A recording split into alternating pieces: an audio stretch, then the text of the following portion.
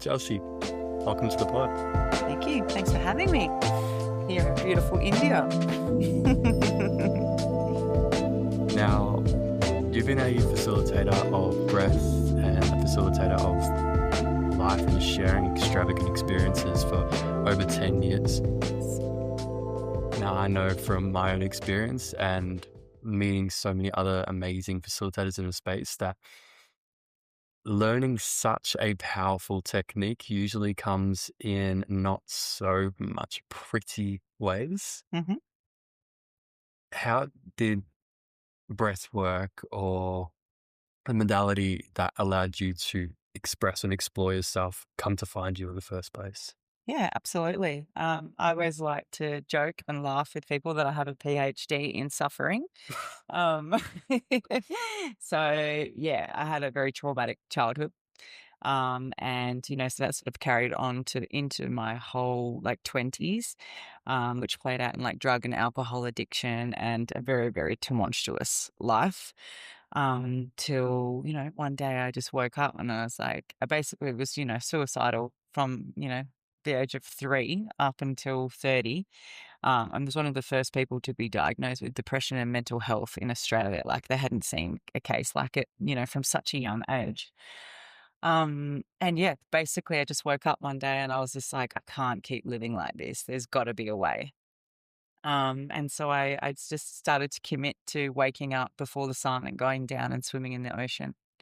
And that was a game changer for me. Like, regardless of what the weather was or what was going on, like, I just had to commit to myself every morning. And just getting into the ocean really started to change something within me. Mm. And then from there, as the universe works, I then all of a sudden met this meditation teacher, and it was Vedic meditation. So quite similar to what we're learning here at SUPA. So I learnt to meditate and I committed to that. And with Vedic meditation, it's 20 minutes in the morning, 20 minutes in the afternoon. So I started to commit to that. And really started to see some changes in my life there. At the same time, I was also working as a personal trainer, and then I moved into corrective holistic exercise kinesiology. So it's like the Paul Chek principles. So it looks at the body from a spiritual, emotional, mental, chemical level. So it kind of like it sort of like shows you like the chakra systems and all the energy systems and how they connect to different organs, which connect to different emotions. So I was starting to get a bigger picture of like the whole, like how the whole body works, how the mind works, how all of the different energies in the bodies works. Like it's not as simple as like putting a band-aid on something, which is like medicating something. It's about going a lot deeper. So yeah, simultaneously learning all that, studying all of that, and also teaching all that, and then, stumbling upon breath work. So it was actually funny. I thought I was going to a meditation event, and it ended up being a Nunji's event. And I went there to do what I thought was meditation, and it ended up being about a 2.5 hour, 3 hour journey with a Nunji. And I'm like, had my arms in the air, and I was bawling my eyes out, and I was like, I don't want to be when I grow up. And it was one of those moments where I had like the biggest breakthrough and shift, this thing that I'd been searching for my whole life. I think like through drugs and alcohol and things like that, when people are doing that, they're searching for this connection higher than themselves. They're Mm. searching for like, they think they're searching for escape, but I think they're actually searching for source. And it was one of those moments for me. And then it led me down so many different rabbit holes with breath and the breath work. And so it's definitely been one of the biggest catalysts of change in my life. So I studied here 7 years ago. And from there, I think I've gone down every other rabbit hole ever since, learning more of the shamanic ways, just the ways of being connected to nature and to land, learning how to live in sync with, the cycles, my own personal cycle and the cycles of nature. And yeah, I don't really think there's any stone that I haven't sort of left unturned at this point in my life when it comes to, looking into so many different modalities. But the powerful thing that always comes back to me is breath. Mm. Yeah. Wow. So I mean, I can unpack that a bit more. There's a lot to unpack there. Um, I'd love to provide a bit of context. So we're currently at Sattva in Rishikesh, India. I'm completing on the last 2 days of my 200-hour yoga teacher training, which has been 3 weeks long. And you're on your 300-hour yoga teacher training Mhm. here at Sattva. And we've been doing 90-minute journeys in our big morning journeys with Anand, who is the head facilitator and owner of Sattva. And they did it intense. You said it was 3 hours that you did. Yes. Yeah. Yeah. Brace yourself. You might have some longer ones coming. I hope We'll not. see. We'll see.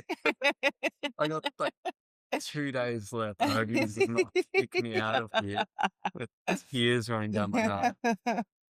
But they are incredible. So I'm assuming there was a lot of kriya and a lot of maybe like partner work if it was that 3 hour duration. What was it that really sparked that for you? What was that experience like? I'm sure I remember my first experiences with these incredible modalities. I'm sure there's parts that you also remember from this first journey that 7 years ago. Oh, no, that would probably be 8, almost maybe 9 years ago when I had that experience, and then I basically went up to him and said, "I'm just gonna follow him everywhere," and I've stalked him ever since. Um,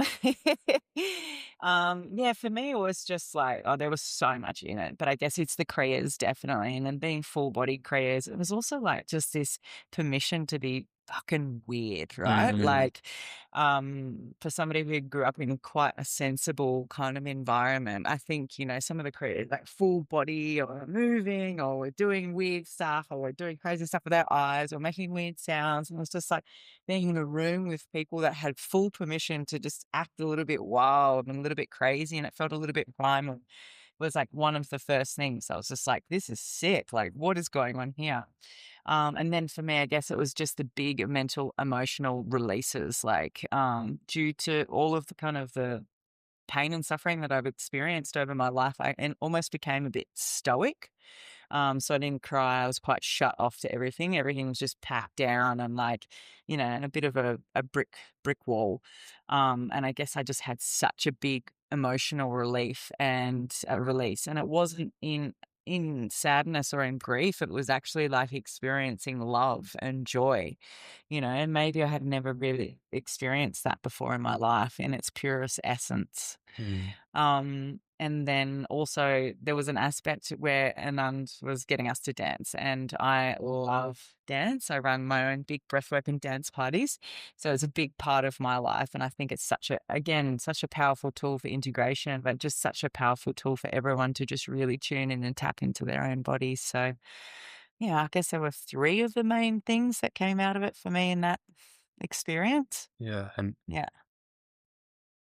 very similar on my end as well for so long, holding on. Like that was just my habitual way of dealing with emotions to internalize. When I Mm. was a kid, I didn't intellectually know I was doing it, but if I felt something, I'll draw in a big breath, and I'll clench on my body and then I'll let it soften in my body. And then I continue on with the day instead of talking up or expressing or anything. And that continued through when I was a teenager. And then similar when I first had the experience and the opportunity to let go, it was through a breathwork event. It was terrifying. Mm. Um, and there'd been opportunities before that as well, when psychologists or counselors would try and intervene. And again, I wouldn't express. I'd hold on, or constrict because it was so terrifying to let go and Mm. express and to feel.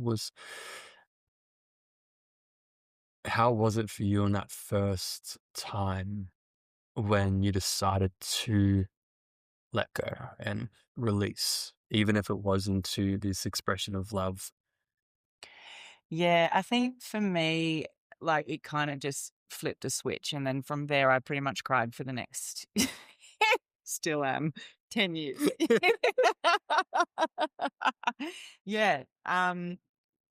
Look, honestly, since that moment, I have been a bit of a sicko. And just anytime I've noticed fear, any sort of resistance come up, I just like run at it. I'm like, Mm, oh, this is the door. This is the gateway to my freedom. Like, let's go. So, I don't really feel myself shying away from much anymore. Like, as soon as I feel that feeling come up, I'm like, let's go. Like, I know that that is the key that's keeping me stuck or limiting me from living my highest potential. So, yeah, from that moment forward, it was kind of like, yeah, let's go. And the tears have flowed ever since. I'm sure we'll continue to as well. And that's the Absolutely. beautiful thing about expression. Yeah. It's never just, oh, I cried for an hour and now I'm free from No. suffering forever. But it's this constant toolkit, and Yeah. having the ability to allow yourself to express is so beautiful. Totally. And like through a lot of the shamanic practices, you view it as a spiral. So Yeah. often we think, oh, we've looked at something, release it, let it go. But like it's like a spiral. So you always come back and visit the same thing, but you'll look at it from a different perspective and you'll still shed that next sort of layer of it. Like, some people talk about an onion. It's like you shed Mm. that layer and then you're going to spiral back around and it's going to come back around and you keep revisiting the same things or the same wounds or the same aspects of self, but always from this new perspective, like this higher version of you. So yeah, I was kind of a little bit foolish probably early on in my journey thinking, I'm healed or I've done it now, I've done it now, I've done it now. But yeah, it just kind of gets deeper and yeah, but more juicy and delicious.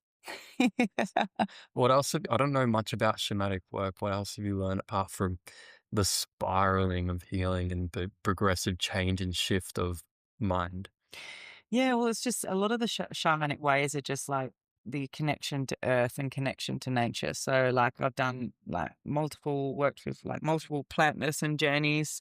And then also, if you look at like the traditional African, sorry, American Indian, like vision quests and things like that. So it's to do with, yeah, connection to nature. And actually, the practice is looking at nature. So, I used to always get what I used to call was seasonal depression in winter, but it's actually like the body is going to die. Like the mind is going to die. It's like reflecting back what's actually happening in nature. Of course, we're going to experience a death phase because we are nature. There is no separation. So it's like looking, when you're stepping into that portal or going into that winter solstice, it's like there's this kind of review going on in your mind of all the parts of your ego, all the parts of you that are no longer serving you, that are being shown, that are being highlighted for you to let go of and to Mm. die so that you can sit into that void space.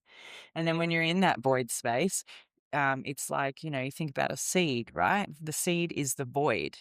And then comes spring, the little shooting comes up. And that's exactly what happens to us.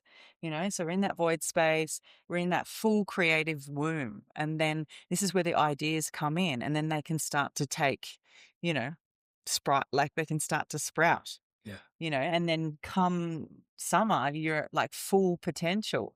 The sun is shining and you're ready to really execute everything that you let go of and then planted for this next sort of trip around.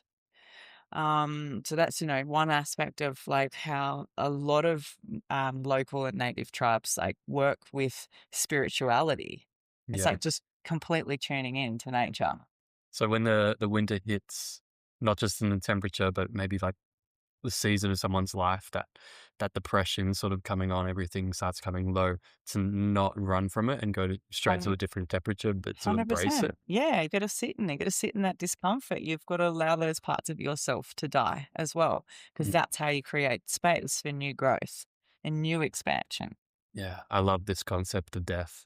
Um, I mean, just yesterday, I think it was yesterday during one of the journeys, there was one experience. It was when we were doing the cobra breathing, Kundalini Shakti. the Kundalini Shakti. Ugh. Breathing it up in three parts, exhaling one part. I ended up just breathing it up like just crazy.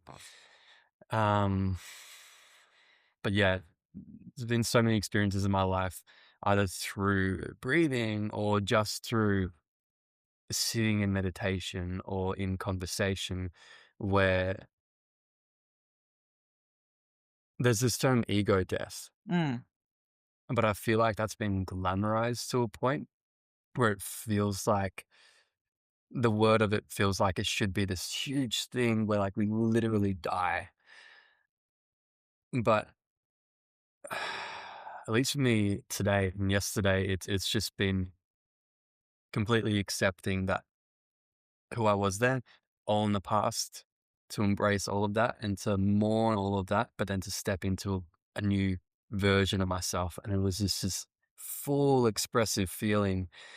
And then a lot of journaling last Mm. night as well. And this morning, just the new ways in which I'm evolving and adapting. Um, yeah, how would you describe in either a shamanic sense or a tantric sense or a yogic sense? You've discovered a lot of that death and what it means to die into yourself. Yeah. Well, I think it's really interesting. Like from my personal experience, when I first started on the path, the deaths felt bigger and the shifts felt more astronomical because like I was so far off the path that the deaths were more profound. Like when you have a big perspective shift or some part of yourself is revealed and you're like, oh gosh, like seeing really like big shadows or leaky energy lines or whatever it is, like those deaths felt a lot bigger. But the sort of the more in alignment that you live, like, and I think that you do, like you live your life very much in alignment. Those deaths are like they're smaller, Mm. like you experience them, and I think this is where a lot of us can get caught up too, because I have a lot of people come up to me like, "Oh my god, if you had a Kundalini awakening," like, that it's like this once in a lifetime thing. It's like Yeah. Kundalini never sleeps, No. never sleeps. Yeah. Like, I know a lot of people like this yeah, as and well. it's just like, and it's same with like, oh, ego deaths and this and this and this. Everyone makes it out to be this big thing that like, oh my God, you're gonna have this one ego death. And then you just like Jesus and you just walk on water and nothing else matters. It's like it's all It's bullshit. such a subtlety as well. Yeah, it is really such a subtle thing. Yeah. Like so subtle. It's just like, yeah, seeing something, realizing an aspect of yourself and letting it go. And like I wrote a beautiful piece today and it was just like small keys open big doors. Mm. It's about doing these small, consistent practices every single day will create the biggest change. It's not about chasing peak experiences or hoping for these big ego deaths or Kundalini awakenings or like the next whatever. It's just like showing up for yourself. How do you show up to yourself every day? Because discipline equals devotion. Like that's how we create change. So yeah, I think it's really important to share on this subject. Like, people will go through multiple deaths within their own psyche. And it doesn't have to be this big, over glamorized, like peak experience that you'll see all over social media or that you might hear about, like from friends and things like that. It's just these, yeah, small moments of what I like to call unbecoming. Unbecoming. Unbecoming. So I sat one time with a tree. Yeah. Um, and Says the great Buddha. I know, right?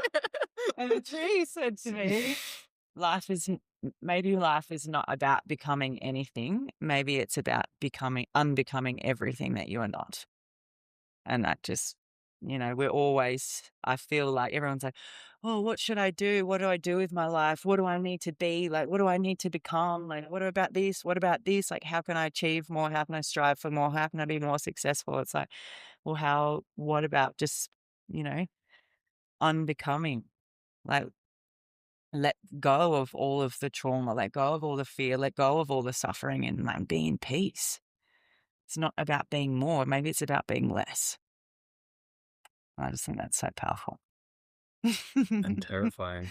And terrifying in the premise of it because it's going against everything we know and it's going against everything and everyone that we are. Mm, Take into account that we're more than just one person. mhm. We're there's a accumulation of many other people's beliefs and thoughts entangled into one vessel.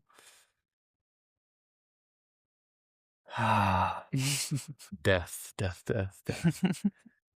I feel like it's such a subtlety that I feel it can be missed as well. People can have big experiences and without the awareness, and not just awareness, but also embrace that when we go through big experiences and then go home and chuck on Netflix again, or Mm, go back to the small keys that are creating big shifts in a way that isn't serving us. mm,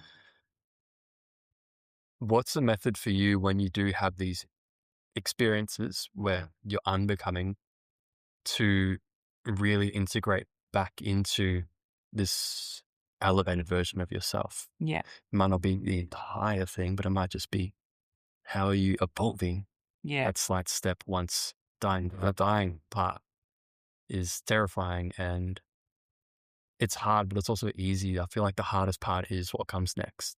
Yeah, I think, I always like to say, "Chuck wood, carry water."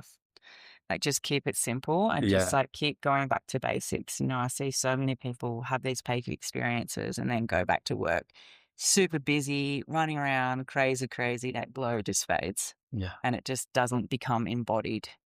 And I think that's the biggest thing that's missing in all of these communities is actual embodiment of these teachings or learnings. So yeah, for me, like nature is super important. I have to spend multiple hours in nature. I'm always barefoot. I don't know if you've ever seen me wear That's, shoes. I haven't worn shoes for about 12, 13 years. yeah. Like it's just not my MO. Yeah. Um, I'm like really, just, always being connected to nature as much as possible. And I think, committing to these daily practices. So for me, it's meditation. It's showing up for myself every morning. I do love puja. I had fallen out of the habit of doing it, but now I'm back on board. And that's basically just an offering to the divine, you know, just bringing in more love, more devotion. Like, so that can look so many different ways for so many different people. So that's kind of like stable foundation. But then if I'm wanting to like work through something or shift a particular energy or need a little extra support, especially if I'm integrating something big from a peak experience, then I would definitely add in Kriya. yeah. Yeah. Yeah. I love the word you said there, which is foundation. Yeah.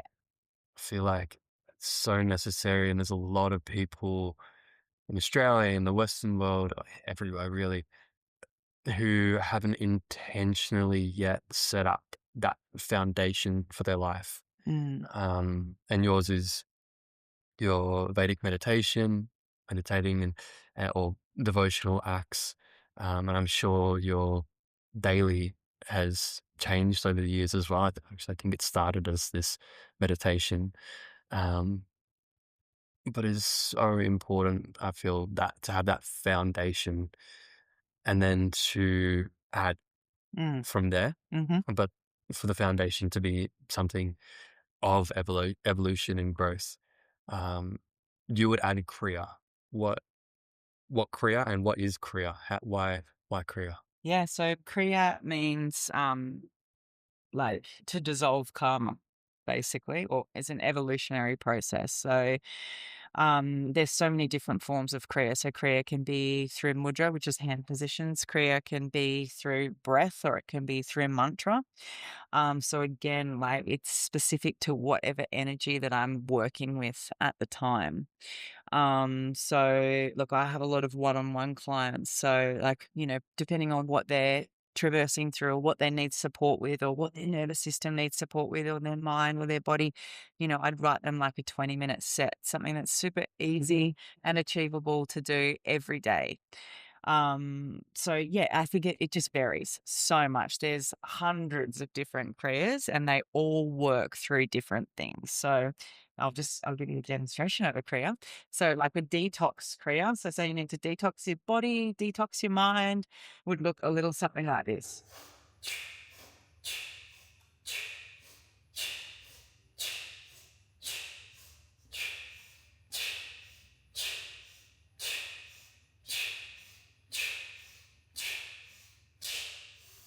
Inhale fully, drawing that energy up from the base of the spine.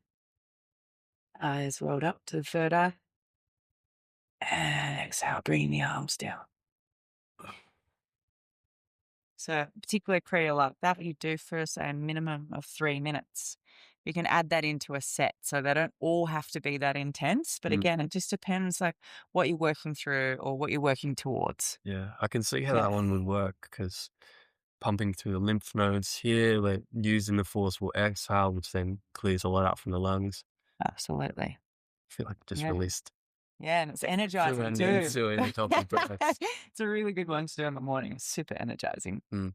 Yeah. What are other practices you feel are a I know Korea, there's a lot of practices, and the thing that I fear when it comes to the amount of practices in yoga, everything else, Mm. is that it overcomplicates it and makes Yeah. it, and not that that's an overcomplicated No. practice, but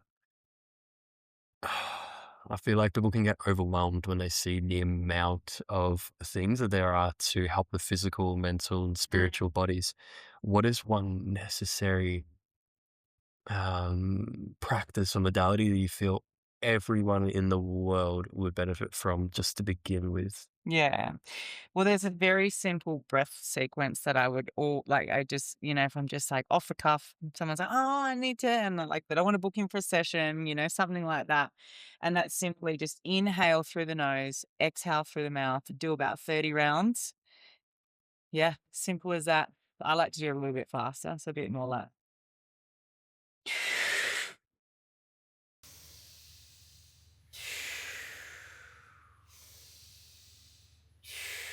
about 30 times and then inhale fully. Hold the breath for about 30 seconds.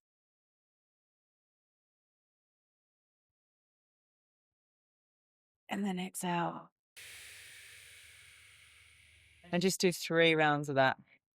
And that will automatically change your state, like straight away. Simple as, don't need to overthink it. And it's one of those ones that I like to call a bit of an all-rounder. Mm. Yeah. So sort of targeting everything. Yeah. I completely agree, and this is what I'll prescribe to every human. Yeah. For those who are listening, if you're not driving or anything now, do this breath. You just heard what it was. 30 breaths, just breathe, and then take a big breath and then hold it. It's that simple, and then let it go when you feel like you need to breathe. For those who can't do it right now, because those who are going to do it right now, they're going to know exactly what the benefits are. They're going to do it and they'll be like, whoa. But what are the benefits of this breathing technique? What's actually happening physiologically? We're talking a little bit before this podcast about how we both agree the benefits as a facilitator of understanding the physiological effects that actually happen in the body when we do any range of practice to understand the science of it. What's happening there? Why is it making me feel so good? Yeah. Making me feel so alive and changing my state. Yeah. Science, sorry. Take 30 of your breaths. And then Oh. Yeah, well, you're basically changing your state, like completely changing your state. So you're inviting in more like prana, which is more life force. So you start to change your body on a cellular level. You start to rewrite your neurological pathways. So, you might have been in a state of like fatigue or feeling low or feeling like depressed, and you're really starting to invite in a lot more energy, a lot more prana. So prana is life. Right. So if you're feeling in a really lethargic state, there's a good chance that, your heart, your breathing rate's like completely sort of out of alignment. Whereas this is starting to really activate and stimulate, and it's almost bringing your body into a sympathetic nervous system.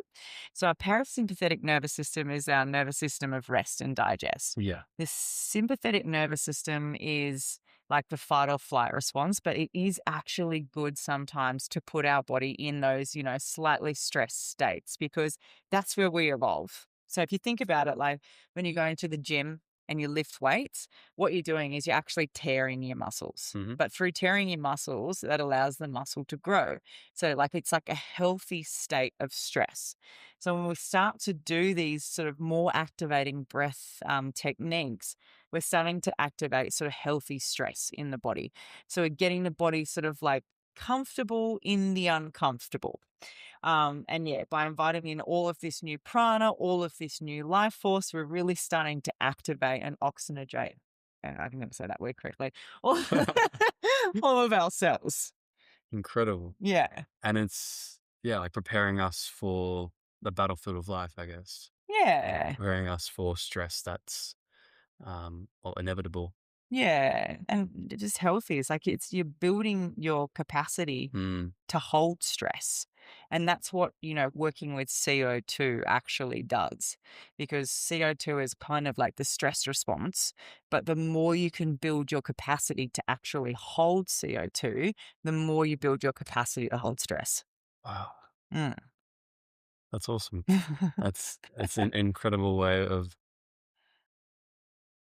going about stress in like in a real scientific and physiological way Yeah, to interject in the way in which our body is processing stress and processing oxygen and CO2 and yeah, rewrite how we feel and how our nervous system perceives the world. totally. I knew the science was in there somewhere. I just had to had to find it. You always in me. Yeah. Yeah, that's the thing. Like, we've done so many different studies and research into CO2, and we used to always be told that it was so bad and it was so negative and it, this, that, and la, la, la, la, la. But, actually building a healthy tolerance to it is like building a resilience to life. Mm. Yeah. And you're still a freediving?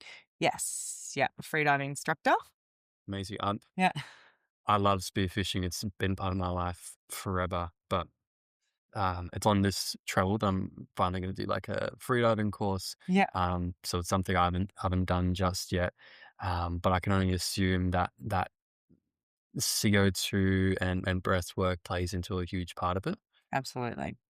What's happening there in the body in like as freedivers, they're going down, um, and holding their breath for minutes. Like, Mm. what's the record? Like 20, 30 minutes underwater? Mm-mm. Mm. No, that's with if they use oxygen. Yeah. Yeah, yeah. So normally deep dives only about around 4 minutes. Like static breath holds, the world champs up to 11 minutes now, and that's just laying stationary on top of the Yeah. surface. But yeah, basically you're building your resilience to CO2. So this is what I was sort of going into before, like, um, so all the breath that you've been learning here and the one that we just taught is the complete opposite to what you want to do for freediving. So freediving is all about just gentle sort of tidal breathing and like deep relaxation. You won't do any hyperventilation when it comes to freediving because as soon as you do any hyperventilation, it actually delays the urge to breathe and therefore increases the chance of shallow water blackout. So that's why you might find, and if anyone's done a lot of breath holds at home, or if you've done any of the Wim Hof method or anything like that, you might be like, oh, I can hold my breath for 5 or 6 minutes because you're blowing off all of that CO2 and you're delaying that response or that urge to breathe. Because the urge to breathe is the CO2. But when it comes to freediving, most professional freedivers, and like me when I was doing my instructor's training, it's like you need to befriend the CO2. You need to make the CO2 your best friend. Mm. So in freediving, especially statics, which is on in the pool, like laying down, we say that the breath hold doesn't begin until the first contraction happens. And that's when the breath hold begins. And then it's basically just like a battle of the minds and like the strength of the mind to be able to sit in that discomfort, which is the CO2. So the urge to breathe is not a lack of oxygen, it's just a buildup of CO2. So the body and the mind and everything's going to scream at you and say, hey, we need to breathe, but you actually don't. Yeah, so it just starts to become a bit of a game of like mind mastery. Yeah, but yeah, the key to freediving is just complete surrender and the deepest form of relaxation. That's awesome. I Yeah. can't wait. Yeah. Cannot wait to dip it into that. I do not enjoy holding my breath at the bottom of my breath and my body Yeah. jolting, because it's the same sensation and feeling of suffocation, Yep. and it's um, there's a little story, that I'm sure you know the book Breathe by James Nestor. Yeah, yeah, I love the chapter in there when he talks about the CO2 balancing and talks about the, um, oh, What's the fear center in the brain? The amygdala? No. Amygdala. Yeah, it Yeah. is the amygdala. There's Yeah. some people who have been born without a functioning amygdala. Yeah. And that's the fear center. So on theory, it sounds great. They don't experience fear, but their life is very impractical. And so very much a disability where they don't have personal space. They'll walk straight up to your face. Mm, They'll say very obviously wrong things to people. They can't hold relationships or connections. It's very disabling. But it's also a very curious field of research of they can't feel fear. Scientists were then like, how can we make these people feel fear? mm, And they tried all these different techniques. And the last one they finally found was to not suffocate them, but to put a mask on them, which um, basically stopped them from breathing.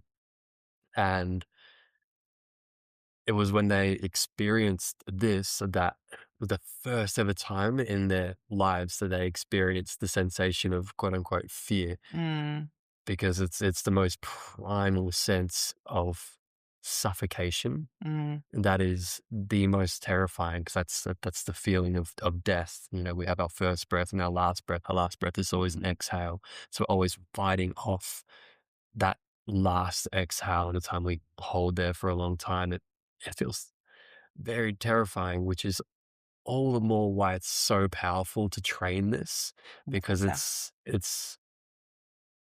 it's like training, it's like having death right there, and you're training your ability to maintain and withhold death. It's I would say that the biggest thing in longevity Mhm. out there to really train this muscle of the thing that we're trying to avoid most. Yeah, that's why I just think like free diving to me is the ultimate embodiment of mind mastery. Mm, Because, when I was doing my deep dives in the Philippines, like from 33 meters onwards, it was just pitch black sulfur. So you couldn't see up, down, you didn't know what was going on. So not only was it you can't breathe, but it was pitch black and murky, and you had no idea which way was up or down, or like it was just like the ultimate challenge of like, can I stay calm under these conditions and get all the way to the bottom of the lake? And just being able to say, I always think of like my mind like an iPad, just like swipe, swipe.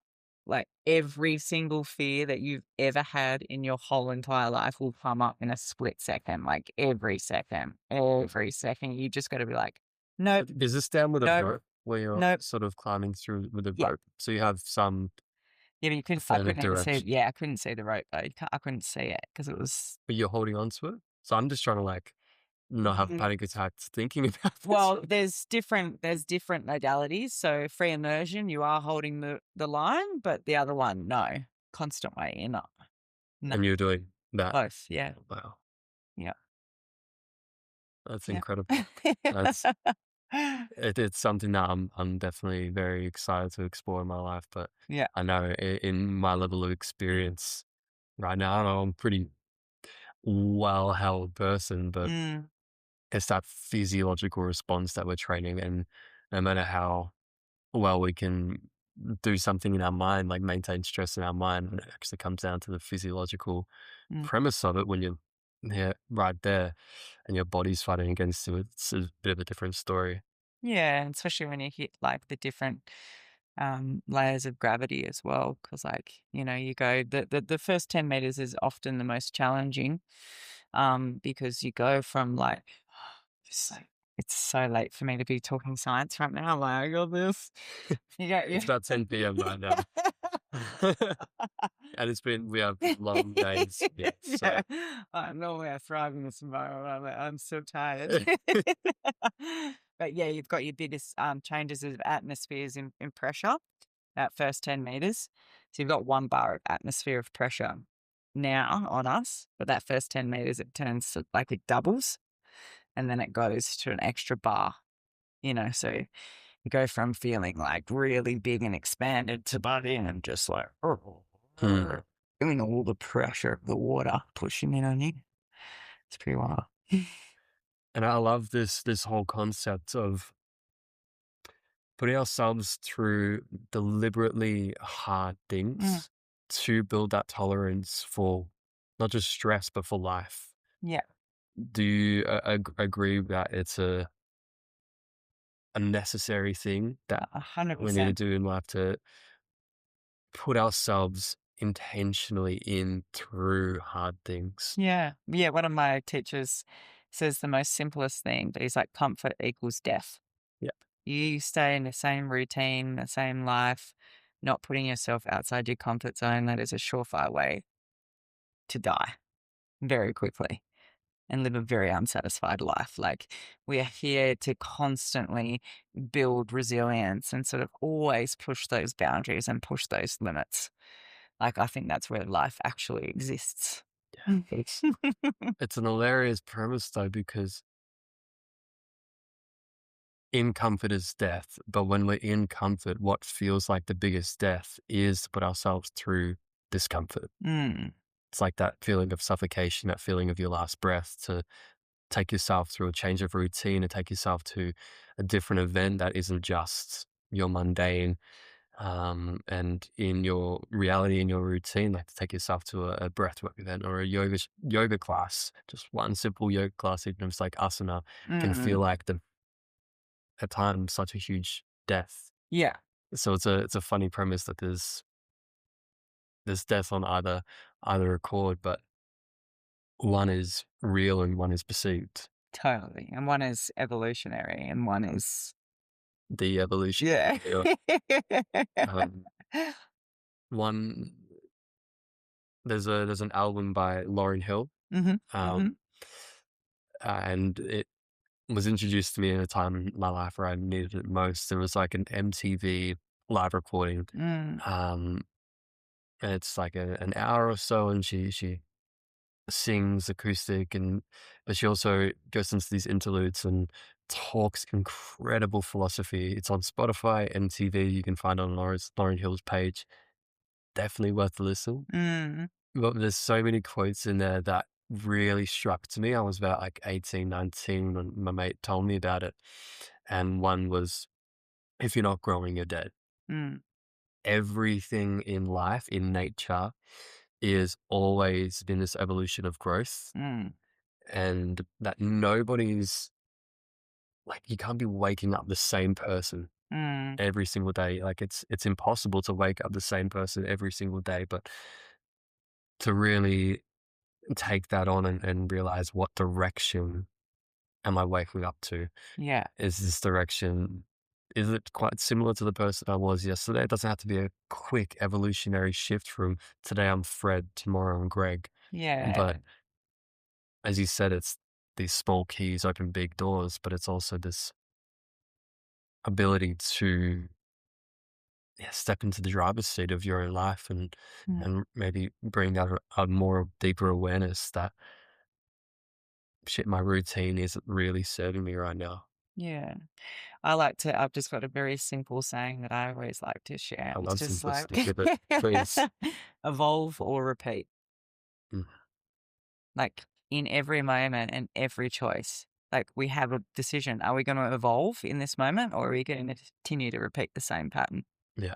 Like, and if you're sitting in suffering, like, I know it's so simple, right? But like, if you're sitting in suffering, or if you're living a life that doesn't feel truly aligned, or if you're stuck in patterns and, wanting to find reprieve or a way out, it's just like you've got to choose the evolution. You've got to choose the different way. It's like, otherwise you're going to stay in the same pattern, repeating the same stuff over and over and over again. So it's just like evolve or repeat. Simple. Can you provide an example to that in someone's everyday life? Yeah. Or maybe even in your own life or a friend or Yeah, I know absolutely. And I've I think it's experienced just that. like in the morning, like, are you going to hit the snooze button or are you going to get up?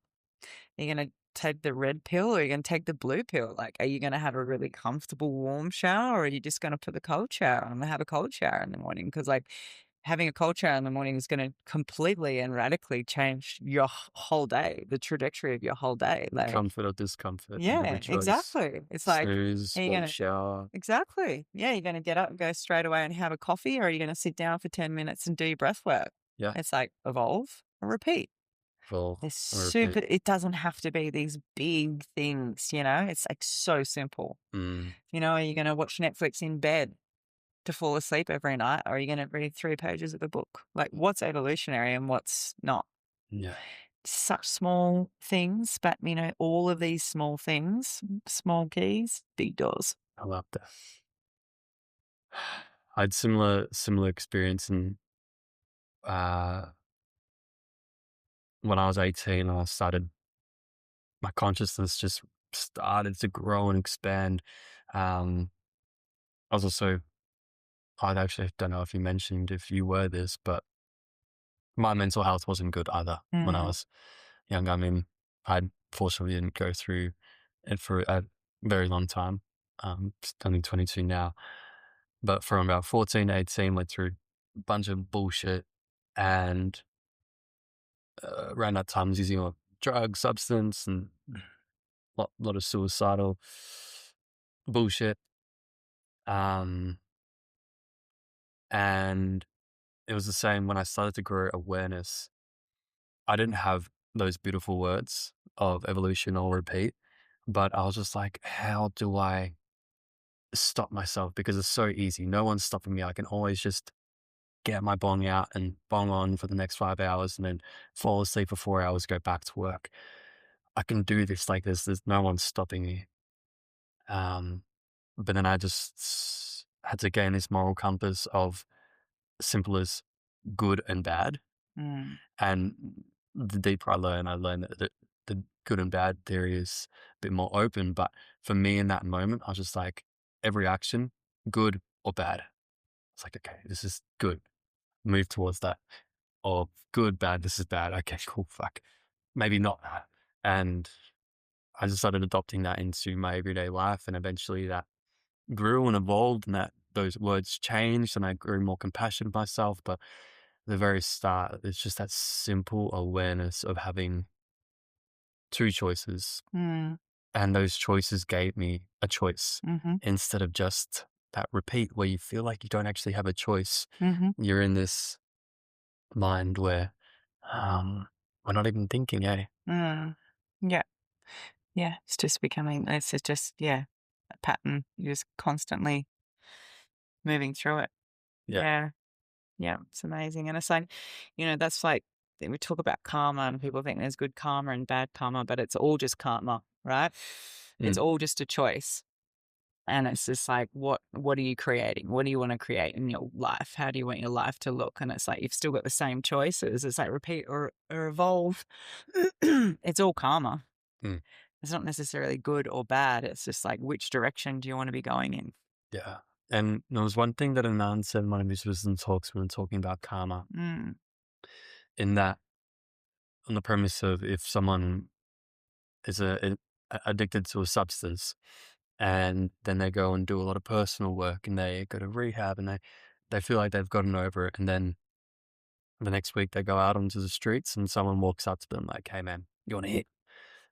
And then for so many people, and I've just been for myself as well, it's like, if you believe in this karma and the universal law, and it's like, oh my God, I've done all this work and now it's still coming to me. mm, Like, why is this? It must be a sign, like I bust. And then that's where a lot of people let go and they fall back in, mm, instead of remembering that that karma is serving itself as an opportunity to deeper step into the person that they've been creating. mm-hmm, Um, and that there's so many ways, like this, like that onion, like it'll keep circling back, or the, was that the onion, the spiral, mm. it'll keep circling back and you can keep viewing it and facing these opportunities with this new perspective, eh? Mm. Mhm. Yeah, absolutely. Yeah. And just like, you know, that punya, which is like that building that power, you know, that self-deserving power. So it's like you're going to keep stepping into that self-devotion and that self-love by choosing to say no to that. Or are you going to crumble. Yeah. Yeah. Yeah, and What? that's what the daily practice helps with, building that foundation, building that strength to keep stepping into that evolutionary process. Yeah. Yeah. Where is no served in your life? Whereas no off so many places.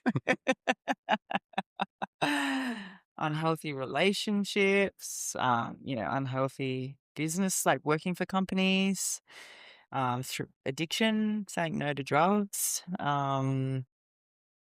Oh, no is probably one of my most powerful words. I say it most days. You're gonna go to evening practice tonight? No.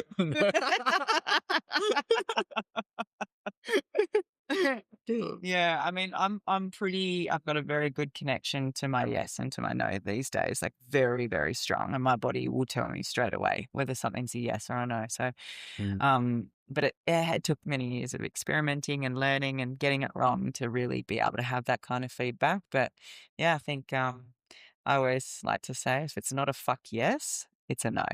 So it's not like, well, maybe, or I'll sit with it or think about it. If it's not me jumping out of my skin going, fuck yes, then it's just a no. yeah. I've heard very same thing from someone who's very similar to you, Mm, who does the sacred rating. yeah, And she says, is it a fuck yes or a why not? yeah, And saying if it's not a fuck yes, then no. But yeah. sometimes, especially like if you're at a festival or if you're like someone walks up to you and offers you that thing again, it might be an old pattern, and you say, oh, why not? Mm, We know why not. mm, You know, yeah, the whole thing that we're asking why not is we're asking yeah, because we know that it's a no. yeah. Um, Yeah, so for me, it's when I throw my hands up and go, "Oh, fuck it," and I'm like, yeah, "Ooh, fuck it. that's not good." Like Paul checks talks a lot about that. It's like it's either a yes and no, or if it's a throw your hands up in the air, fuck it, yeah, you know you're in trouble Mm, because you're doing the wrong thing. That's the repeat.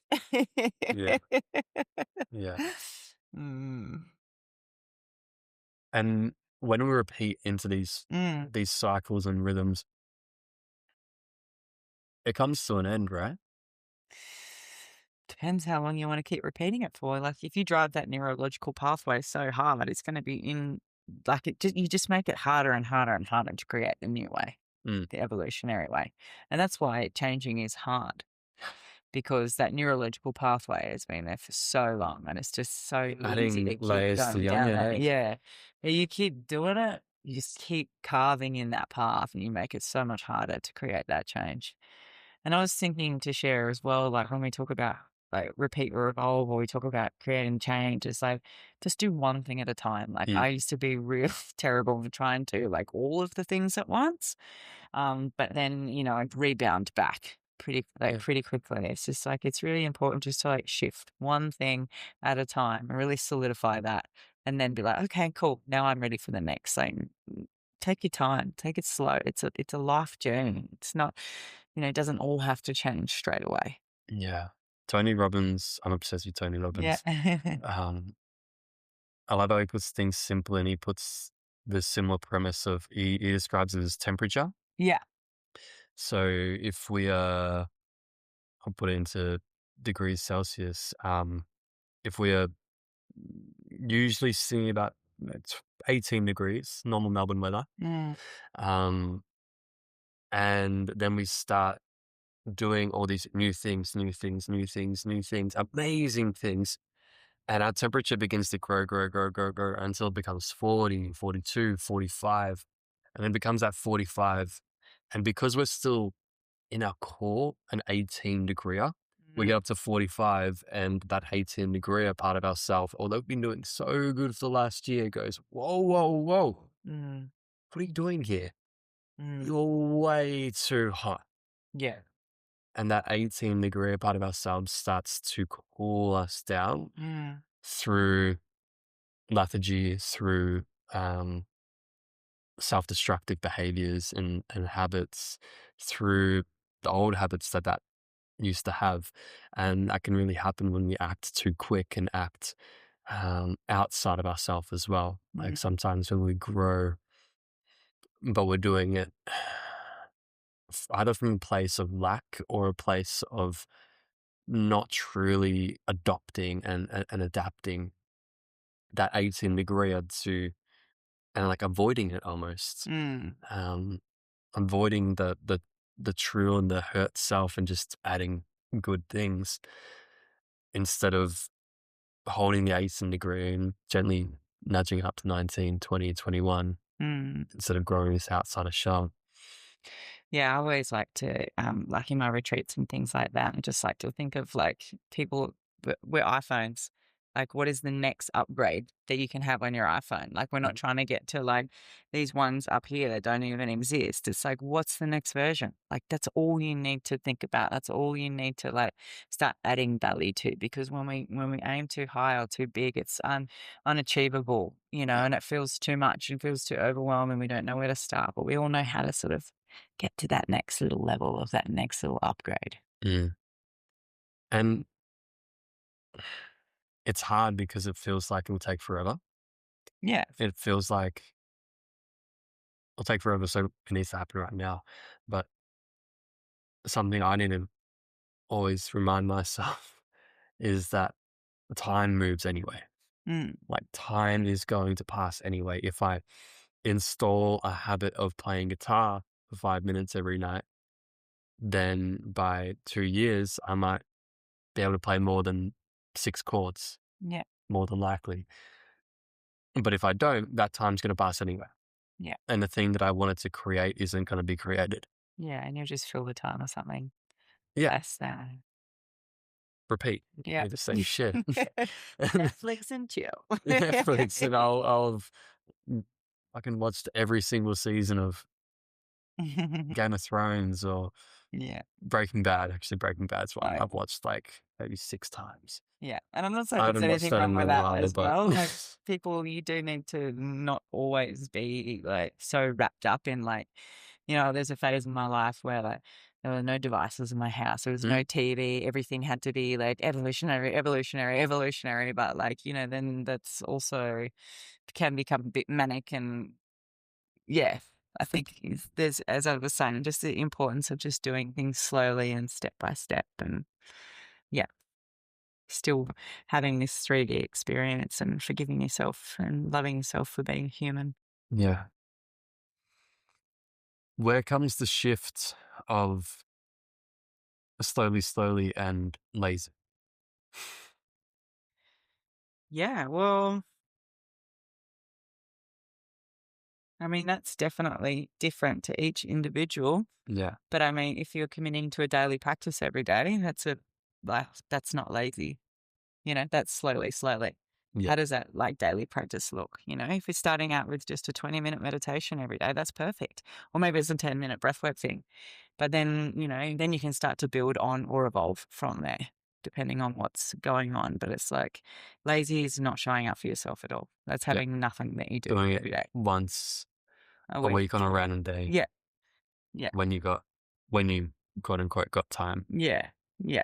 because we've always got time. Mhm. Um, yeah, I completely agree, and that's where that true evolution Mm. can start to begin. And also, I love the way in which you put things simply. It resonates with me very well. I like it simple. Because even like in gym, we keep on going and we get stronger, and then doing our just bicep curls after a couple months, it's with the same weight.